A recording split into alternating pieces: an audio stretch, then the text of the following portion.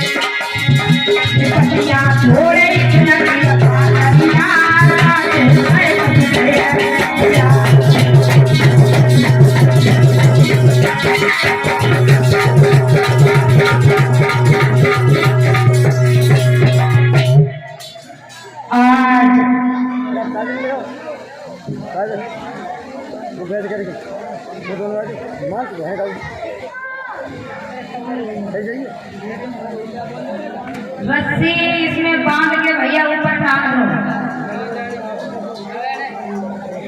आज भगवान के प्यारे भक्तों कन्हैया कहने लगे मैं परसों आ जाऊंगा। आज गोपियां रोती रही बिलखती रही, कन्हैया चले जाते हैं और मथुरा नगरी में पहुंचे हैं। जब मथुरा नगरी में पहुंचे हैं तो इधर अपने बाबा नंद से कहा है कन्हैया ने कि बाबा मैं मथुरा नगरिया में घूम गया। कन्हैया को कंस के बगीचे में ठहराया। बाबा कहने लगे लाला घूम के आना, लेकिन भीतर गांव में मत जाना, बाहर बाहर घूम के आ जाना। अब जब कन्हैया चले हैं तो कन्हैया की एक पुजारी हती मथुरा की बहू, वो बहू पानी भर के जा रही तो कन्हैया ने घूंघट उठाया और भाभी से कहा भाभी। तो भैया जो दृश्य भाभी की ननद ने देख लो। अब भाभी पहुंची घरे तो भाभी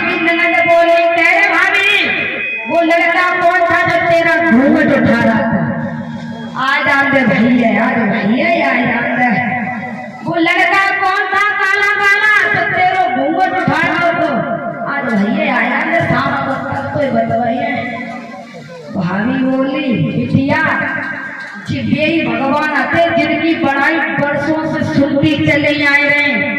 अब नंद बोली ये भाभी अब ने कहा दर्शन करवाए थे। अब भाभी बोलते भैया से कहते भैया से दर्शन करवाना भैया से कहते। आगे बढ़े हैं कन्हैया तो एक रजक नाम के धोबी से भेंट हुई है।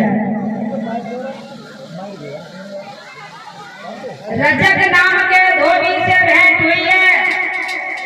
वो कन्हैया धोबी से बोले भैया क्या करते हो तुम? तो धोबी बोला है कंस के कपड़े धोने का काम करता हूँ। कन्हैया बोले ये एक दिन के लिए कपड़े मुझे भी दे दो, मैं भी कंस का नातेदार हूँ, अब मामा के यहाँ आया हूँ। तो धोबी बोला है ये कपड़े तुम्हारे भाग में नहीं है, तुमने वन वन में गाय चराई है और तुम्हारी माँ भीख मांग रही है, ये कपड़े तुम्हारे लायक नहीं है।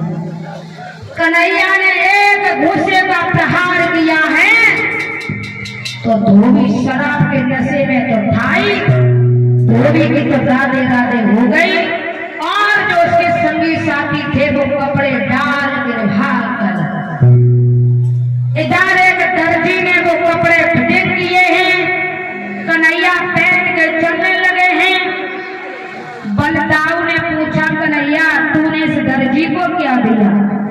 कन्हैया बोले दर्जी लोग जब तक कपड़ा बचता नहीं है तब तक कपड़ा बनाने को हाँ नहीं करते। 700 रुपया भीमसेन भंडारे और 700 रुपया भीमसेन भैया भंडारे के लिए दे रहे हैं। भगवान